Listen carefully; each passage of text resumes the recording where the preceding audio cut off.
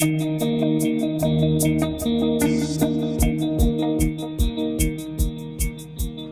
guest today is a true survivor in every sense of the word. She was abandoned as a newborn baby and left at the side of the road in Uganda. She was rescued by a passerby and then she was adopted by a local family. But she then later had to flee the regime of a brutal military dictator, and she's battled against a debilitating illness her whole life. I'm journalist Angela Walker, and this is my podcast where I talk to inspirational people about underreported issues. Today I'm in conversation with Bharti Dhir. This is her incredible story. Bharti, thank you so much for joining me. You are a survivor, you've been through so much and you've kind of come out the other end with a smile on your face. You're just so upbeat.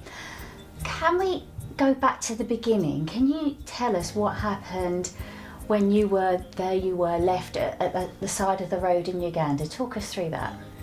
So this happened in 1960, and I was found on a roadside in Kabale in Uganda.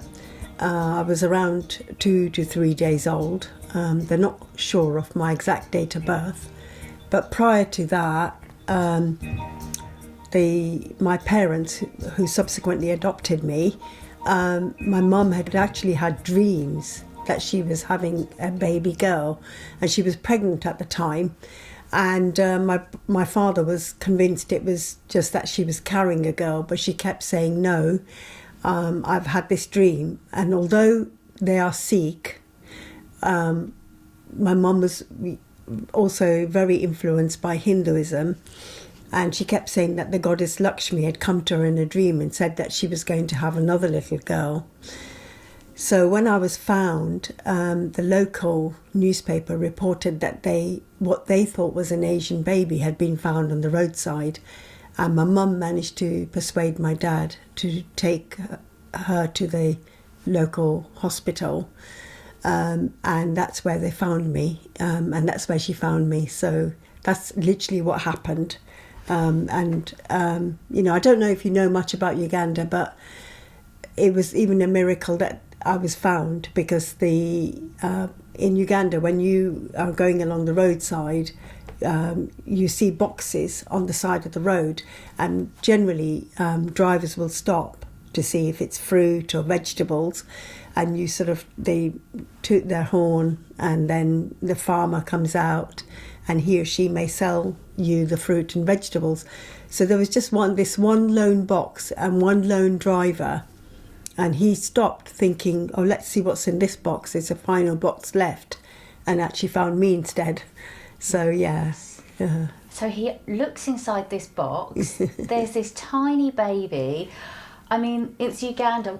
The chances are it was probably extremely hot. Yes. And he opens it up and there's a tiny baby. Did he ever talk about that experience of what made him stop, how he came across this baby? I've only got one faded piece of paper where it's the interview he gave to the police. So it's actually a police inspector saying that I think his name is Mr. Matteo, has come and he's found this baby and he's brought the baby to us, and we're trying to find the parents. But that's all I've got. I don't know anything else about the circumstances, and I've never met the gentleman either. So. And there's your mum. She's heavily pregnant. She's telling your dad, I'm having this dream, I'm going to have this baby. And tell us, expand on that a bit, because it was really vivid, this kind of vision that she kept having, wasn't it? Yeah, she kept... so she told me this story many years later, but she said that she kept saying to my father that there is another baby and she's wrapped up in a pink blanket and she's in Ward 21. So that's really embedded in my mind. And she's in Ward 21 in Kisizi Hospital. My father kept saying, no, it's just your imagination. It's because You're pregnant, you're having a baby. My father was not as spiritual as my mum. He believed in God, but he just wasn't, he just wasn't that spiritual. And when I was found and there was a newspaper, my mum was illiterate, she couldn't read or write, but she saw a picture of me and she goes, "That's the baby I've seen. That's the baby I've seen." She finally managed to persuade my dad to take her to the hospital. And the story is that when they got to the reception, my father, I think, probably very sheepishly is trying to say, my wife says there's a baby here. And my mum had already gone because she'd seen the corridor in her dream. And she already seen the ward 21. And when my father actually followed her, she'd already picked me up from the cot. And there I was wrapped in a pink blanket. And she said, "This is the baby I've been telling you. She is our daughter and we're taking her home." Obviously, there was some paperwork and there was process to be followed. And I did go to my family on a fostering basis. They found out that I was allergic to cow's milk. This is the 1960s. I'm not sure if there was powdered milk then in Uganda. And so they needed a mother who could actually give me some of her milk. So my mum was able to express her milk for me. And so because she was as you know, she was heavily pregnant. So so initially I went there on a fostering basis. And then I was adopted 6-7 months later. And of course, you were an African Asian child taken in by a Punjabi Sikh family.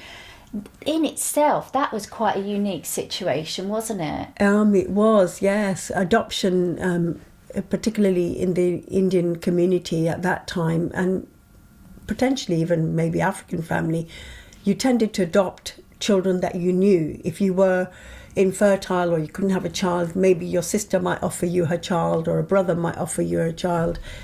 But to actually adopt a stranger, and particularly a stranger who was not your race, was very unusual in those days.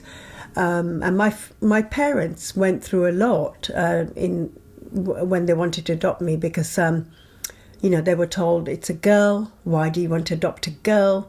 So there was a lot of sexism around that, and there was a lot of prejudice around illegitimacy. My parents were told, she's going to bring dishonour on your family. She's going to bring dishonour on our family. We're not going to be able to marry our children off because she's going to do what her birth mother did, which was have an illegitimate baby herself, which was considered to be very dishonourable. Then they were told, when they found out that I was actually dual heritage, I was part African, part Asian, in the eyes of the community, I was actually African as far as they saw it. And they were told, why are you adopting somebody who's so dark? She's so ugly, nobody's going to want to marry her. And then there was the sexism again about why don't you, if you wish to adopt a boy, because a boy is not going to be as burdensome as a girl. So my parents went through a lot to adopt me and to stick to their guns, because they went against society and the pressures from that society and the prejudices of that society regarding adoption. So I do admire them very much for that. And they didn't tell you were adopted, did they? No. In fact, I didn't know, and it's really strange because when I was in primary school, children used to come up to me and say, that's not your real family. And I used to get into loads of fights, physical fights, because I used to say, no, that is my real family. And my sister used to join me saying, yeah, she's my real sister. I think when you're a child, you don't see colour. And my parents used to play this game where my dad used to say, Bharti looks like me. And my mum used to say, pull Anju, my sister, over to her and say, well, Anju looks like me. And, it's just a sort of bantering game as to... So, as a child, you don't see anything different. You don't see that... You just see, oh, I look like my dad. And Anju looks like my mum, Mina looks like mum, My brother looks like my mum. So you just don't see it in terms of colour. It never occurred to me that my hair was curlier, shorter, that I was darker skinned. I just took it as everything at face value. So when I found out I was adopted, it was actually quite a shock, because I was 8 years old round about that time. And I went into my father's study because I was an avid reader and I was desperately looking for things to read. And he had quite a few books in his study. And I came across a file with my name on it. And picked it up out of curiosity and saw these pieces of paper saying adoption. And so then I looked it up in the dictionary and realised actually I was adopted. But of course I couldn't talk to my parents, because if I'd said I'd been in the study, I was more worried about getting into trouble for going into the study than actually, the actual news that I was adopted. So I told my sister, but I didn't talk about it. And you didn't talk about it for years, did you? And that's quite a secret for a child to kind of keep inside. And did it bother you? Did it upset you? It didn't upset me, I think, because but I think it just made me more curious as to why I wasn't told. It didn't upset me. Of course, I started to see things with sort of fresh eyes after that. So whenever they played the game of Bharti looks like me, in my heart I would say, well, actually I don't.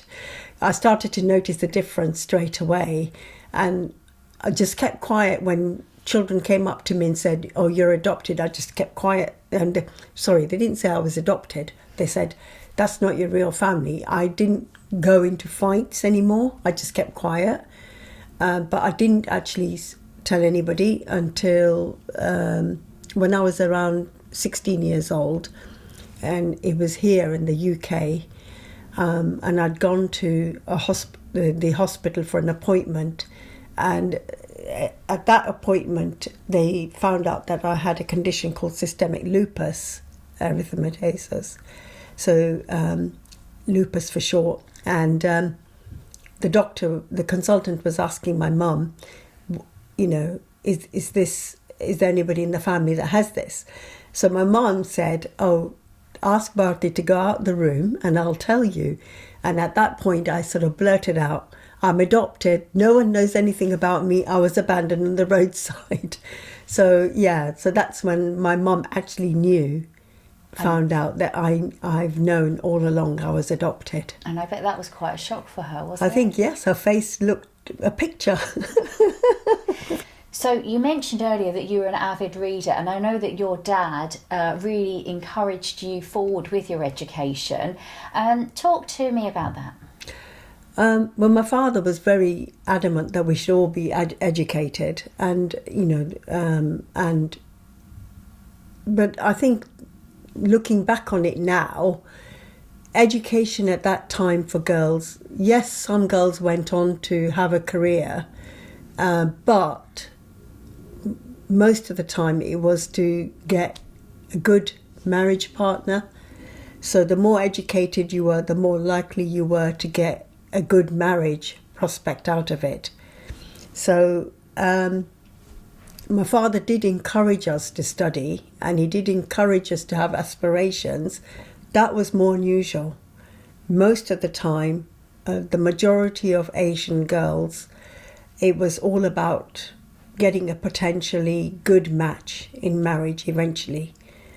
And some girls did go on to have a career, but generally it was more about marriage prospects. And I know it's when you were a child that you suddenly developed a really serious health condition. It was a skin complaint.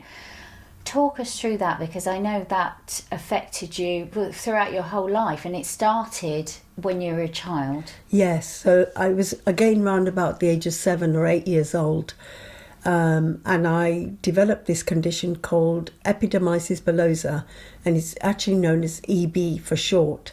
So they have a nickname for it here, and it's butterfly skin. It's basically your skin's very, very fragile, becomes very fragile. and I actually developed blisters all over my body, and it's quite a painful condition.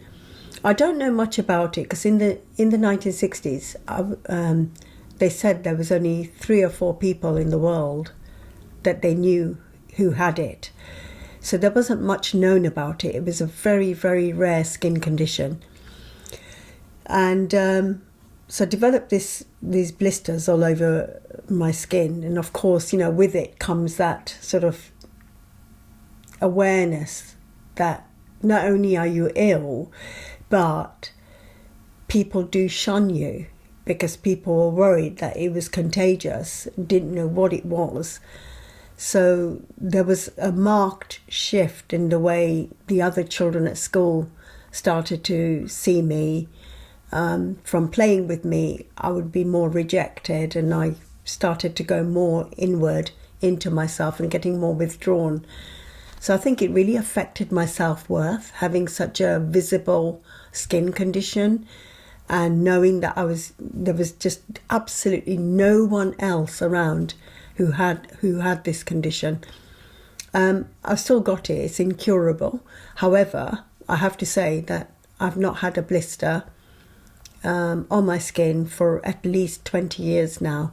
You were covered in these terrible blisters, and your dad, as I understand, he was determined to help you and to try and find a cure, and he took you all over Uganda to try and get to the bottom of it and to try and help you. Tell us about, some of the treatments that you had, because some of them were really invasive, weren't they? Yeah, so, my father really did try very, very hard. I mean, I was on steroids, on prednisolone at the time, but he was determined that there was going to be a cure. So my mum went more the spiritual side, and she was more into taking me to priests and imams and, getting prayers done and rituals done. But my father, took me all over. I mean, there was one particular one which is quite traumatic, I think, and that was this doctor put me in a sauna, and I can't really describe the contraption. I don't know what you'd call it in English, but you're sort of ensconced in this little kind of box thing, and it was actually a sauna, and you got in there, and then the idea was that the steam would draw out the toxins from my body. But of course, when you have EB, the heat from the sauna and the steam, it just felt like it was an iron burning me all over. So I just remember really screaming and just wishing that didn't have the resilience and I could pass out. Sounds so traumatic. I mean, so painful. It was. Especially for a child, Yeah. And your dad, he even took you to see witch doctors, didn't he? He did. He took me to a witch. Desperation. He took me to a witch doctor. That was another traumatic.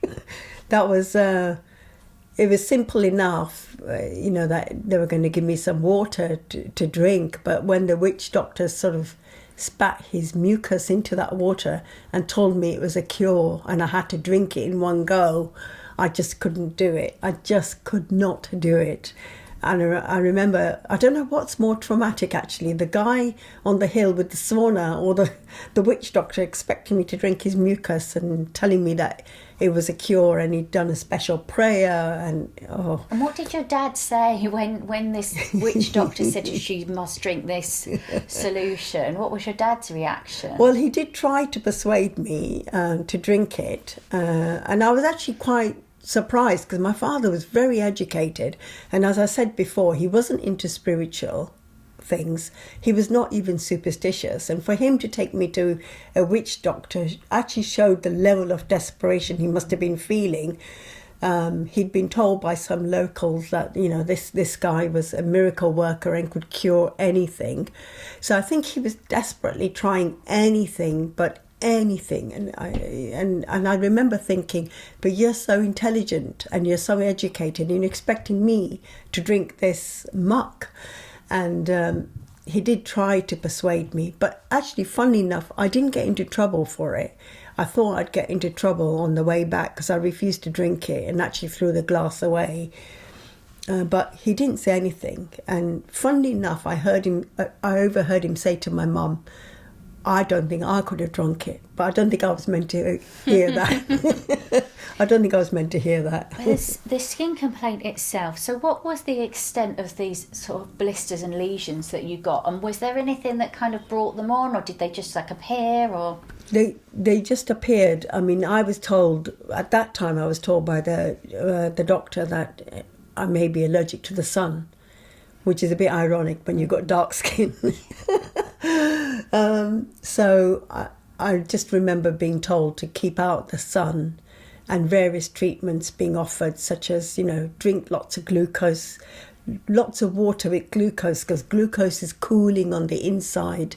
Don't eat this food, don't eat that food, don't eat mangoes. Mangoes were my favourite. Don't eat mangoes because they produce heat inside your body. They're not cooling. So the heat inside your body is actually encouraging the blisters to appear. So yeah, there were all sorts of advice and guidance being given by different doctors and different people, different priests.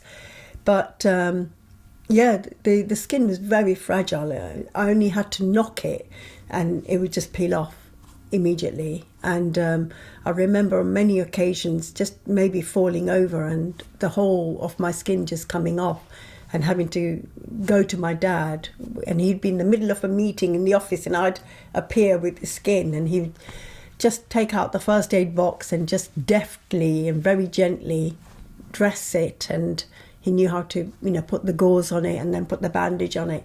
So yeah, it was quite a traumatic illness to go through. And your dad was obviously determined to try and help you, and you talk very fondly of him, but I know that there was a time where he was quite a strict man, wasn't he? Yes. So, yeah, I mean, I think if you read that part in my book, it's actually quite traumatic. He thought I had... there was an incident... This is before I had the EB. So what actually happened was there was an incident where he thought I was flirting with the gardener and he didn't like it. I was actually playing hide and seek, and the gardener sort of was laughing, and he pointed to a certain spot and said, "Oh, hide there." My father saw this interaction, thought I was flirting, and really beat me up. I was given a good beating with... sort of like I don't know what you'd call it, like a cudgel, or a club. And that was very, very traumatic. But to be honest with you, in terms of where we lived then and the era in which we lived, it was not unusual for parents to beat their children. I mean, it was not unusual. This sounds horrible, but it was not unusual to go into school and children would come in with maybe a broken finger or a broken toe, and say, or with marks, sort of belt marks over them, and they'd say, "Well, I got beaten by my dad." And with the boys, it was almost a competition to show who'd had the worst beating. On a Monday, they would show each other their bruises or their marks and say, "Well, I got really beaten," and somebody else would say, "Oh, I got even beaten worse than you. Look at me," So yeah, we grew up in Uganda at that time with messages of... it was very normal to hear parents say, "I brought you into this world, I can take you out." Or, to hear messages in terms of girls, "If you do something that I disapprove of, I will kill you." And so in retrospect, it's horrible, but when you're in the midst of it, it almost becomes a normal part of your practice and your life. So you don't understand that the messages you're getting are actually traumatic to your psyche and to your soul. Because it's of that time, it's of that era. Absolutely. And it's cultural, I guess. Is it endemic? Yes, it was. And so we all took it as the norm nobody actually came away thinking, oh, I'm so traumatized by this. There was that level of fear you had of your parents. But I guess it was the same for all your peers. Yes. So you're accepting it as your normality at that time. Absolutely, absolutely. And so talking about, you know, sort of brutality and so on, that kind of brings me on to Idi Amin and his regime, because this military dictator, he kind of rose up. At that time, you were a child, your family's Asian, and he really was cracking down on Asian families and especially Asian businessmen. Tell us about your experience of that. Well, living in Kabale, it was quite a small town in the southwest of Uganda. And when Idi Amin first came into power, there was a lot of rejoicing. A lot of people saw it as a new era, and people welcomed him. And I vividly remember our school getting dressed up. We all had to dress in our best uniform, and we were told to go to the stadium, and all the schools were there in their uniforms, and we sang to him, and there were soldiers there, and there was a lot of cheering, a lot of clapping. But soon after, things started to, rumours started surfacing of people disappearing. And then my father, who was alive at the time, would say to my mum, we need to get out of this country, we do need to leave. And there were these little whispered conversations about where do we go, which country do we go to. So then unfortunately my father passed away, and at that time, and then we had the announcement that Idi Amin had given Asians 90 days to leave. But going back a little bit, if we can, so your dad was a successful mechanic, wasn't he? Yes. He had his own garage, he had his own business. Yeah. So these are the type of people that were being targeted by the regime, weren't they? Because they felt like, these Asian businessmen were taking all the wealth out of Uganda. Absolutely. And there was this sort of racism. Talk to me about your dad's business and that experience. Well, my father, when he went to Uganda as a young man, he was in his early 20s, and he was dispatched to Uganda to find my great-grandfather, because my great-grandfather was in Uganda. He'd done something illegal in India, or so he thought, and had escaped to Uganda. My father did find him, but my grandfather refused to leave, said he loved it too much in Uganda. And actually my father also fell in love with Uganda, so he decided that he wanted to make this country his own home as well. And he started off as a servant, working in people's homes. And in that time he'd also learnt to read, and he started fixing people's cars in the street.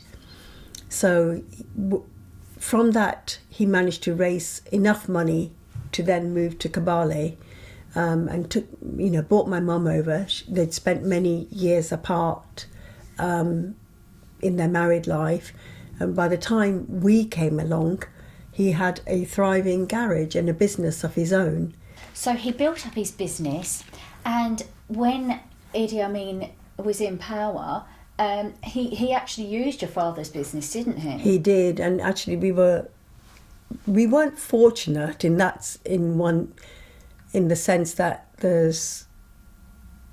soldiers, came and used my father's garage to have their cars repaired. But on the other hand, it was fortunate in another way, because when Idi Amin's soldiers came into Kabale, they issued an edict that everybody had to carry an ID card, And if you didn't have an ID card, then they would shoot you. And actually, having that garage saved my brother's life, because he went out one day with all the bravado that teenagers have, and he went, decided he was going to go out with his friend without an ID, got challenged by a soldier, and luckily that soldier asked him, "Whose son are you?" And he said, "Bharti Dhir."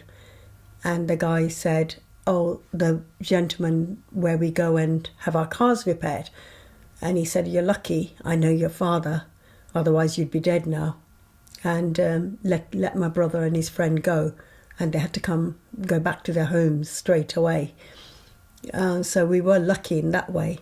I mean, obviously the unfortunate part of having so many soldiers milling around in the garage was that for us girls, it meant we had to stay in the house, because they did take girls away. They carried them away, and they took them away to be raped, killed, or forcibly married.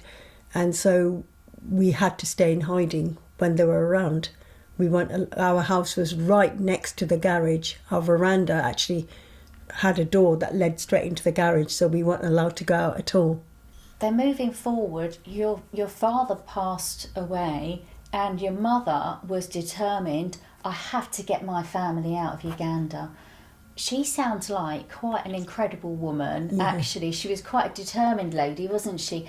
Tell me about how she managed to get you out, because at that time, people who were trying to flee from Uganda, they were being killed, weren't they? Yeah. So in Kabale, all the cars had been confiscated by the soldiers. Idi Amin thought that there would be an invasion from either Rwanda or Congo. And so he insisted that those borders were closed. And he was also worried about people from Kabale going into Rwanda or Congo. So every single person had their cars confiscated. So you're talking about a region of around 45 families living in Kabale. And I think because we weren't in the capital, there were many rumours, and one of the rumours was that we've got 45 days to leave Uganda. So during that period, we were told by one guy who was a taxi driver, he said he would be ferrying the families out to Kampala, which is a 5-6 hour drive away, but it took longer because there were roadblocks. So he told us to be ready at any given time, and whether we were sleeping, whether we were eating, he didn't care. We had to be ready when he turned up, and we just had to put our stuff in the car, and we had to leave. So that actually happened. So Mr. M, as I call him, he turned up, and we all got in the car and got ready to go to Kampala. And at the first roadblock, we got stopped by soldiers. And again, it was quite a traumatic time, harrowing time. We'd seen a child actually get shot in the car in front of us. And then it was our turn. And they rifled through our belongings, and they found about 3 cents, which are the equivalent of pennies, in my brother's suitcase. And they said if they'd found 1 more cent, they would shoot him. And we knew they meant it, but luckily they didn't find it. And then they actually turned around to my mum and ordered her to leave me behind, because they said that I was one of them. And my mum very bravely, very courageously refused. She did it in a very deferential way, but enough to say, "I'm not leaving her behind, she's my daughter." And 3 or 4 times the soldiers insisted, the main soldier insisted that she had to leave me behind, and he was pointing the gun at her. And the final time he actually cocked his trigger, ready to shoot, and she said, "No, I'm not leaving her behind." And so, I just want to illustrate that as a point, the immense courage and spirit that my mum had during that period, to actually say, "I am prepared to die for my child here. I'm prepared to put my whole family at risk." it's actually, it still leaves me speechless, you know. There's your mum at gunpoint being threatened with death. If only she would just to leave you there, she could be spared, but she stood there in defiance of the soldiers. And you know, your book, your memoir, is called Worth, and when I read that passage about your mum standing there saying, no, I'm not leaving my daughter behind, you know, you knew you were adopted, you'd been through so much, and your mum, you know, there could be nothing more powerful really than her for saying, this is my girl, I'm not leaving her. How did you feel when she was doing that? Well, I think in the book I've sort of said, you know, that it's indescribable, that feeling, isn't it? That feeling of worth, that feeling of being so loved by somebody that they're actually prepared to die for you. It's an indescribable feeling. It's gratitude, it's it's disbelief, all rolled into one. That, you know, and I think it just, I've never felt more loved than I did in that moment. But of course I was frightened for my mum as well. I was frightened for my sisters and my brothers that we would all get killed. Well, you'd just seen a child killed, and that was a boy with disabilities, wasn't it? That's why the soldiers had targeted that family. Yeah. And I think you said in the book that the father, who did make it to the UK, he had a nervous breakdown afterwards. That was a rumour we heard, that that family, although they made it, because they had to be incredibly strong. I mean, you know, the soldiers sort of said, what good is he where you're going? Threw the wheelchair down and then shot the boy, and had to force, and then turned to the mother and said, I did good, didn't I, Mama? I did good. And the father had to say to her, tell them that they've done good, otherwise we're all going to get killed, because there were several other children there as well. And she was forced to say, yes, you did good, and hide that grief, that trauma there and then. And so I think he held it together. And I hear, well, there was a rumour that when he actually got to England, he just had a nervous breakdown. I'm not surprised. Yeah. I mean, basically being told to thank the soldier who just shot your child dead, and then keeping all that inside. I mean, that's just just horrific. And then when he turned to me and he said to my mum, what good is she going to be where you're going? It was the same words he'd said about the disabled boy. And so that was very traumatic, I think, for all of us, and especially, you know, for me, because I thought, this is it, I'm going to die now. And then he said, leave her behind, to my mum. And now I sometimes wondered, was that a test? If my mum had said, you know, yes, I'll leave her behind, would he have then shot her and said, see, you don't consider us Africans as one of you anyway? So, you know, whatever it was, my mum's spirituality and her faith told her that nothing was going to happen to us or to her. But, you know, at the end of the day, we escaped with our lives. And you did escape to the UK, but before you got to the UK, before you even got on that plane, there was more trauma, more testing to go through. And read me a passage from your book, because you really encapsulate that moment where you're basically in hiding from the soldiers, waiting for the opportunity to get to the airport. Okay, so to set it in context, we ended up going to my auntie and uncle's house in Kampala when we got to the capital. And then literally a day or so later, my cousin, who I call Bobby, because that means sister-in-law, my cousin's wife is Bobby. Bobby G came with her children, her 4 children. So this just encapsulates the kind of thing that we had to do. We were joined at the house a day or so later by Pritam Paji, Dad's nephew who lived in Kabale, and Babiji, his wife. They'd originally planned to leave for the airport the day before us, but he changed his departure date to leave after us so he could be sure we'd left safely. He said he owed it to his uncle, my dad, to ensure we were safe.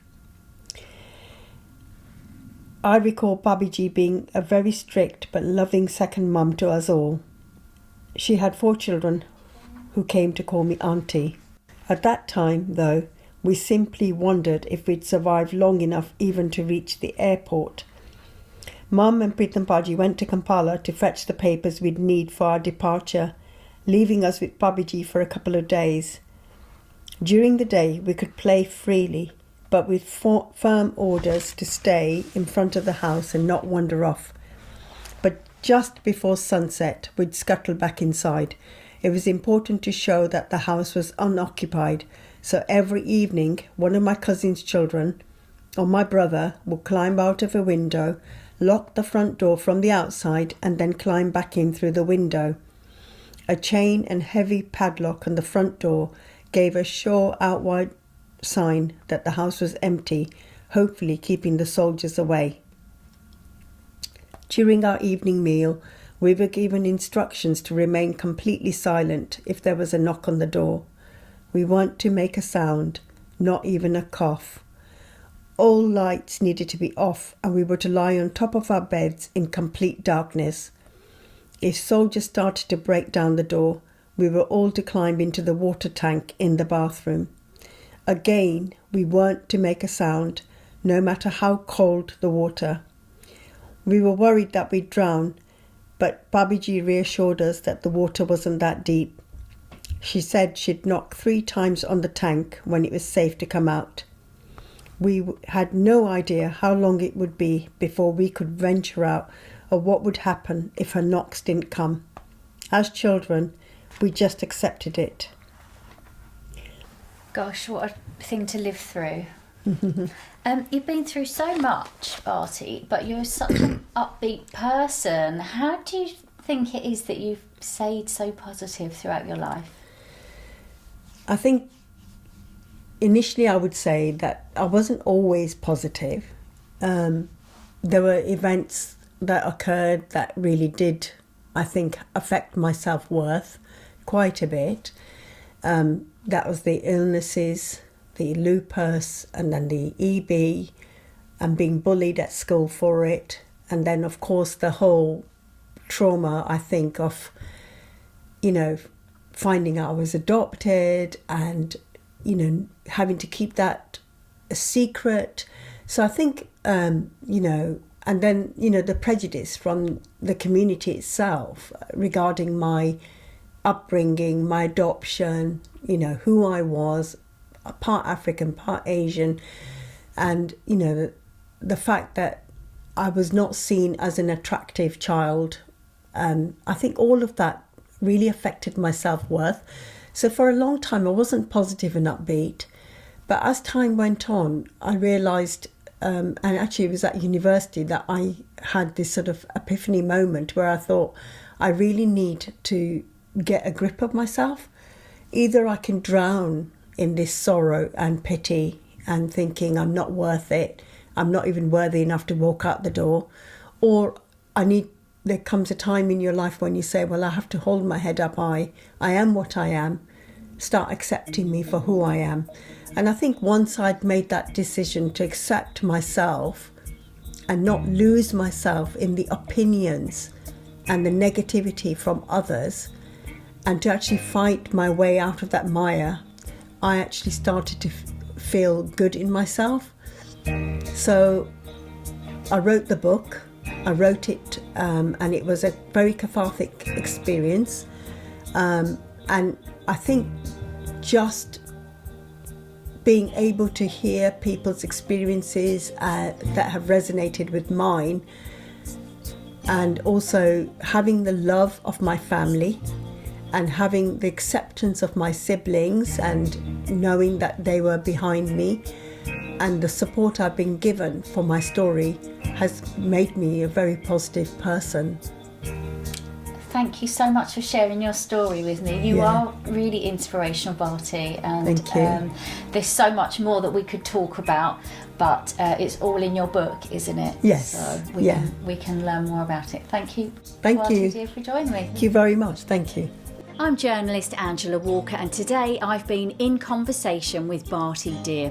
And if you'd like to find out more about Bharti's incredible story, you can read about that in her memoir, which is called Worth. If you'd like to see and hear more of my podcast, check out my website on angelawalkerreports.com. And if you know someone inspirational that I should be talking to, or if there's an underreported story you think I should get across, then please get in touch through my website. Until next time, take care.